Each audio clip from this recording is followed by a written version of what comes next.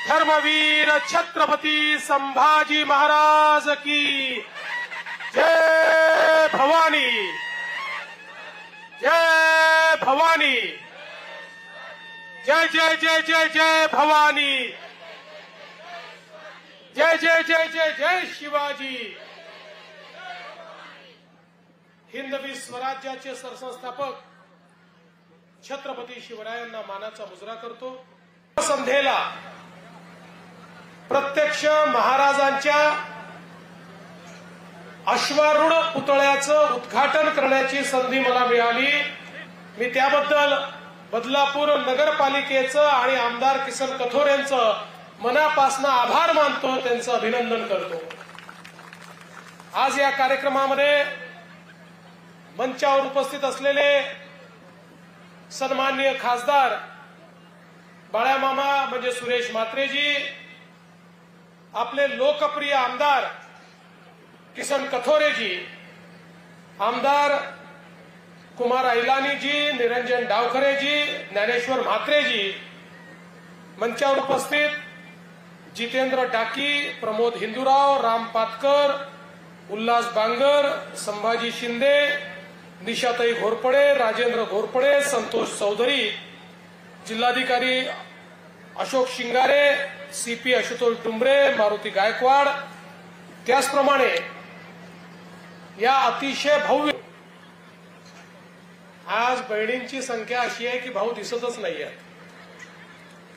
पण या सगळ्या बहिणींचे मी मनापासून आभार मानतो की बहिणींचं प्रेम, बहिणींचा आशीर्वाद आम्हाला असा मिळाला की आम्ही सगळ्यांचा सुपडा साफ करून टाकला आणि महाराष्ट्रामध्ये एक प्रचंड महाविजय मिळवला, ज्याच्या मागे आईची ताकद, बहिणीची ताकद आणि मुलीची ताकद असते, त्याला कोणी त्याचं वाकडं करू शकत नाही। हे आमच्या बहिणींनी या ठिकाणी दाखवलं आणि पुन्हा एकदा मला एकनाथराव शिंदेजींना आणि अजितदादांना या महाराष्ट्रामध्ये महाराष्ट्राच्या कल्याणाकरता या पदावर आपण बसवलं, त्याबद्दल आपल्या सर्वांचे आभार मानतो। आणि मला या गोष्टीचा अतिशय आनंद आहे की या निमित्ताने या बदलापूरमध्ये पहिला कार्यक्रम घेण्याची संधी मिळाली, तोही छत्रपती शिवाजी महाराजांच्या पुतळ्याच्या अनावरणाची। आपण सगळे लोक जाणतो, आज आपण स्वातंत्र्याचा श्वास घेतो आहोत, आज आपण जगतो आहोत, आज आमचा स्वदेश, स्वधर्म, स्वभाषा ही जिवंत आहे। याचं एकमेव कारण जर काही असेल तर ते छत्रपती शिवाजी महाराज आहेत, ज्यांच्यामुळे हे स्वातंत्र्य आपल्याला मिळालेलं आहे। तो काळ असा होता की ज्या काळामध्ये अनेक राजे आणि राजवाडे मुघलांचं मांडलिकत्व स्वीकारत होते, स्वातंत्र्याची इच्छा सोडून दिली होती, गुलामीत राहणं पसंत करत होते। अशा काळामध्ये आई जिजाऊंनी छत्रपती शिवरायांना शिकवण दिली आणि संकल्प दिला की शिवबा, तुला देव, देश आणि धर्माकरता लढायचं आहे। अरे कितीही या ठिकाणी मनसबदारी मिळाली, सरदारी मिळाली, तरी परकीय आक्रमकांचं नोकर म्हणून आपल्याला काम करायचं नाहीये, तर आपल्या सामान्य माणसावर ओढवलेलं हे जे संकट आहे, ज्या प्रकारे आपल्या या मराठी मुलखामध्ये आमच्या आया बहिणींची अब्रू लुटली जाते आहे, सामान्य शेतकऱ्याला नागावलं जात आहे, ज्या प्रकारे टाका टाकणं चाललेलं आहे, ज्या प्रकारचे अनाचार, अत्याचार, दुराचार आणि बलात्कार पाहायला मिळत आहेत, शिवबा तुला माझी आण आहे, तुला या मराठी मुलकाला स्वराज्यामध्ये परिवर्तित करावंच लागेल। आणि आई जिजाऊंनी दिलेली आण घेऊन आणि भवानी तलवार घेऊन छत्रपती शिवराय हे मैदानामध्ये उतरले। 18 पगड जातीच्या लोकांना एकत्रित केलं।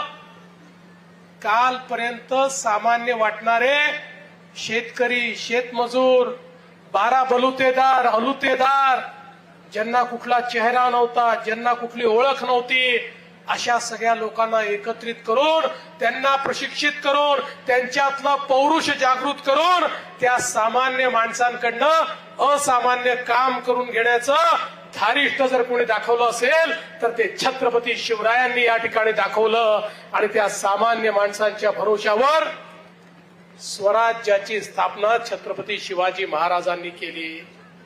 आपल्याला माहिती आहे छत्रपती शिवाजी महाराजांच्या यशाचं गमक काय होतं. एकीकडे मुघलांच्या फौजेमध्ये त्या ठिकाणी इराणी, अफगाणी, उझबेकिस्तान, बलुचिस्तान, अझरबैजान या सगळ्या भागातले मोठे मोठे सरदार होते. मोठा मोठा पगार त्यांना होता. हे पगारी नोकरदार होते. लढणं हा त्यांचा व्यवसाय होता. मोठं प्रशिक्षण आणि पैसा त्यांच्या पाठीशी होता. पण आमचे मावळे मात्र अर्धपोटी राहून त्या ठिकाणी लढायचे. पण फरक काय होता, ते पगाराकरता लढायचे आणि आमचे मावळे देव, देश आणि धर्माकरता लढायचे. त्यांना माहिती होतं ज्या राजाकरता आपण लढतोय तो स्वतः करता लढत नाहीये, आपल्या जनतेला या ठिकाणी या मुघलांच्या जाचातनं बाहेर काढण्याकरता लढतो आहे. आणि म्हणून लाखाची फौज घेऊन मोगल आक्रमक यायचे आणि छत्रपती शिवाजी महाराजांचे 5000 मावळे त्या फौजेला नामशेष करायचे. याचं कारण त्यांच्यामध्ये जी क्रांती, त्यांच्यामध्ये जे तेज छत्रपती शिवरायांनी या ठिकाणी पेरलं होतं, त्यामुळेच खऱ्या अर्थानं ही लढाई ते जिंकू शकायचे. आणि म्हणून आजही आपण जर बघितलं, युद्धशास्त्रच नाही, केवळ छत्रपती शिवराय चांगले योद्धे होते इथपर्यंत मर्यादित नाही. छत्रपती शिवाजी महाराज एक उत्तम प्रशासक होते.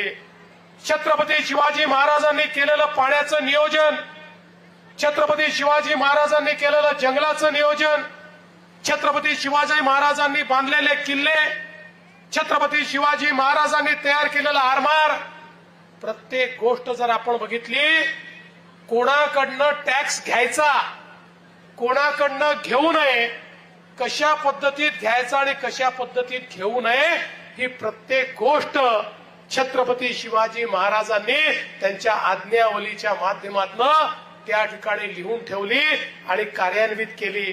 आणि सगळ्यात महत्वाचं काय तर छत्रपतींच्या राज्यामध्ये सर्वाधिक सन्मान कोणाला होता तर तो आया बहिणींना होता. आया बहिणींना सन्मान होता.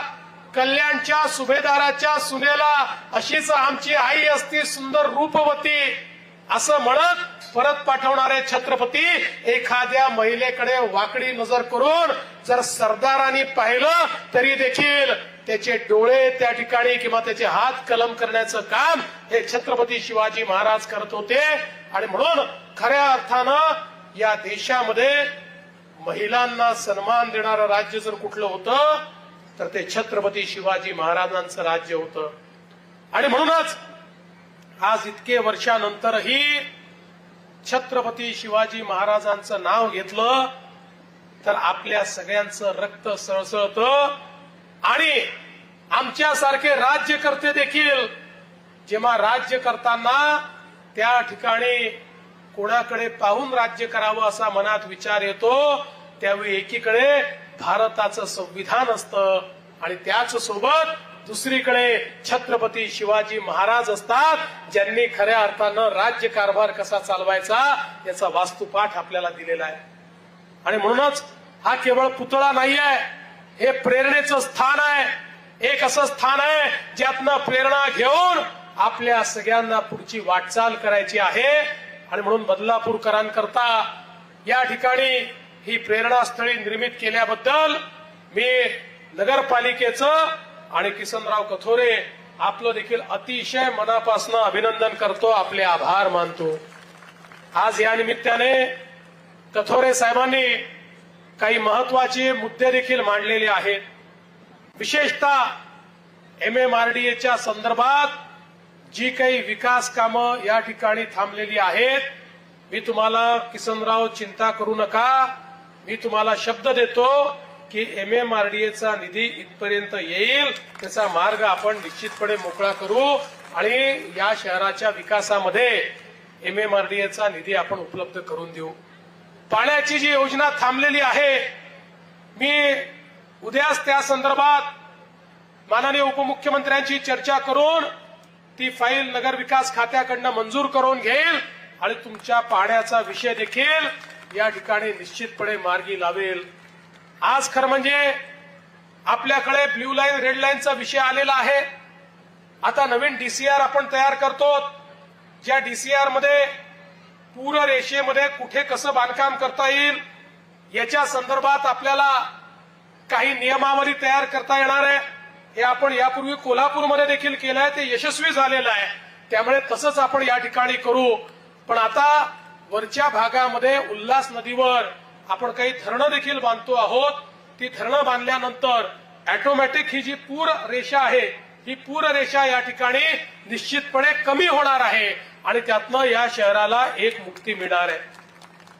खरं तर उल्हास नदीच्या खोलीकरणाच्या संदर्भात, त्यातला गाळ काढण्याच्या संदर्भात आपण एक विषय या ठिकाणी मांडलेला आहे। मोठ्या प्रमाणात गाळ काढण्याचं काम आम्ही हातात घेणार आहोत। मी निश्चितपणे या बदलापूरच्या क्षेत्रामध्येही उल्हास नदीतला गाळ काढण्याकरता ज्या ज्या गोष्टी करण्याची आवश्यकता आहे त्या गोष्टी आपण हातामध्ये घेऊ आणि त्याचसोबत आपण हा प्रयत्न केला पाहिजे की उल्हास नदीमध्ये जिथनं जिथनं घाण पाणी जाते, जिथनं जिथनं नाले जातात, ते सगळं पाणी ट्रॅप करून आपल्याला ते स्वच्छ कसं करता येईल, जेणेकरून ही खरं म्हणजे एक प्रकारे कोकणातलं सगळ्यात मोठं खोरं हे उल्हासचं खोरं आहे। भरपूर पाणी या ठिकाणी आहे, याचं नीट नियोजन आणि या पाण्याला निर्मळ बनवणं, या दोन गोष्टी येत्या काळामध्ये करण्याची आवश्यकता आहे। मी या निमित्ताने तुम्हाला एवढंच सांगतो की निश्चितपणे आपण जे मुद्दे कथोरे साहेब मांडलेले आहेत आणि या ठिकाणी बोलताना आमच्या निवेदकांनी सांगितलं 5 वेळा कथोरे साहेब निवडून आले पण ते मंत्री झाले नाहीत। अरे कथोरे साहेब मंत्र्यापेक्षा कमी आहेत का? जे मंत्री करू शकत नाही ते करू शकतात आणि त्यांच्या पाठीशी प्रत्यक्ष मुख्यमंत्री उभा आहे। त्यामुळे काय चिंता करण्याचं कारण आहे? तेच मुख्यमंत्री आहेत, चिंता करू नका। त्यामुळे हे जे काही तुमचे कामं उरलेले आहेत म्हणजे ते मंत्री होणार नाही असं नाहीये, योग्य वेळी तेही होतील, त्याची काळजी करू नका। पण आणि मेट्रोच्या संदर्भातही जो मुद्दा कथोरे साहेबांनी मांडलेला आहे, तात्काळ त्याला चालना देण्यात येईल आणि हा सगळा भाग आपल्याला मेट्रोने जोडायचा आहे। मागच्या काळात तो निर्णय आपण घेतला होता, काही कारणाने मागे राहिलेला आहे, पण आता त्या निर्णयाला गती देण्याचं काम हे येत्या काळामध्ये आपण निश्चितपणे करू।